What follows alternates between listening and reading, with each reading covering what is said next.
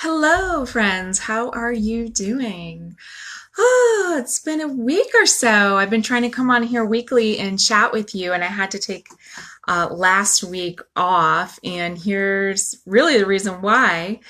So I'm going to share a bit more with you on that. So if you're just popping on, if you're scrolling by and you don't know me, my name is Liz Montigny, and I love to help women transform their vision boards into reality.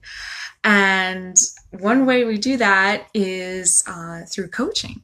So I'm going to share a bit more with you today on what I've been going through in the past few weeks or so in the hopes that it may help you or a friend.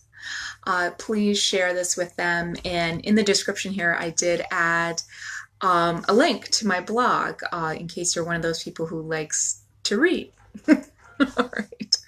Anyway, so I'm glad to be here with you again this week. Every Wednesday, I pop on and just give you a free coaching sesh, right? I mean, who can use that right now in 2020? And thank God we only have, what, 2.5 more months to go?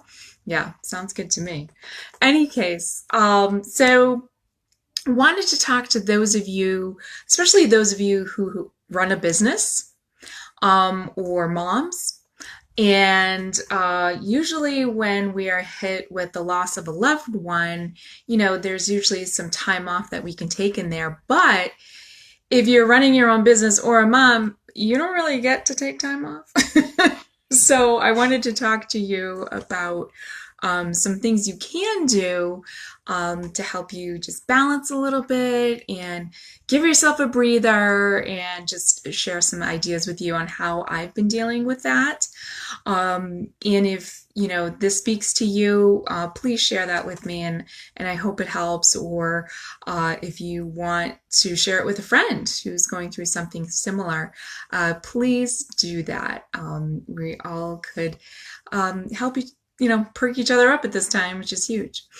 So number one, give yourself permission to accept that every day you're going to feel differently. It's true. Every day is different, and emotionally, while you're grieving the loss of a loved one, that's what's going to happen. You're going to feel different every day. You could still do your morning routine. You could still do your to-do list. But sometimes, hi everyone, sometimes you're just, going to feel very emotional one day and maybe, okay another day. Please give yourself permission to just accept that and feel that. It's okay. It's part of the process. I think a lot of us, especially myself, tend to beat ourselves up over something like that, and you can't. You just can't. Number two, please keep in mind, everyone handles grief differently. It's a true thing. Oh, I'm sorry, Oh, sorry about that. That was weird. You still there? Okay. So I was talking about how everyone handles grief differently. Okay, so especially for entrepreneurs, moms, anything like that, you have a friend who's lost somebody, but they're still going at full speed, and you feel like you've hit a brick wall. Guess what? That's totally normal. Some people need to just work like harder through it, and some people can't, and that's totally okay. But the point is, comparing yourself to somebody else isn't healthy. It's not healthy when you're not in mourning, and it's definitely not healthy when you are in the grieving process. So literally stay in your lane, put the blinders on so you can't see what other people are doing, and just stick to your guns. So go with it and try not to fall into the comparison trap. Number three, that is a big thing for me, is extra self-care. I know that's been a big buzzword for years now, but it's a real thing. Self-care is very different for everyone. It could be physical, it could be mental. For me, it's usually physical. I need a nap. I usually need a nap in the afternoon. I'm finding that I tire very easily throughout this process. So if you do need to do that, guess what? You got to start scheduling that in. If you find you need that, just put it on your to-do list that you need to do that.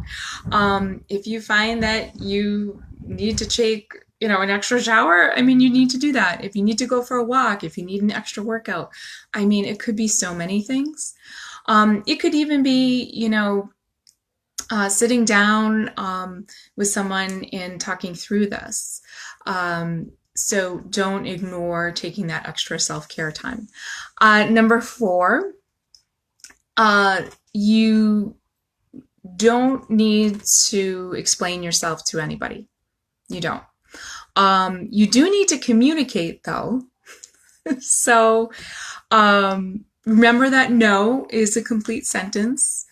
So if somebody's asking, you to commit to something, but between all the other things that you have to do, plus the fact of where you are now in your grieving process, if you need to say no, that's totally okay, and you don't need to explain that.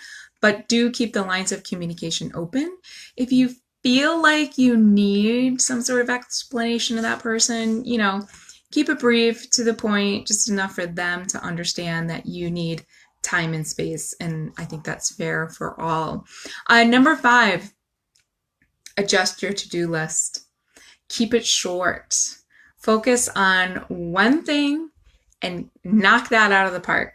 You'll feel like a rock star, and you also won't overwhelm yourself.